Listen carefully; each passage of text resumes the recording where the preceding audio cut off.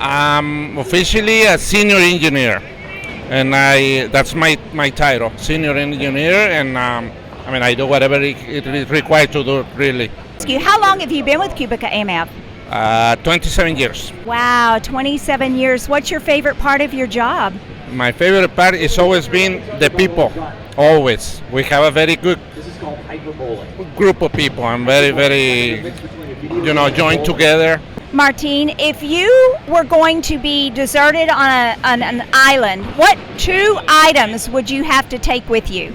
Water, for sure. My cell phone, only if it lasts only like a day or so. Well, that's going to be a challenge for you because I figured somehow Starbucks would get worked into that conversation. How can I miss the Starbucks? Yes.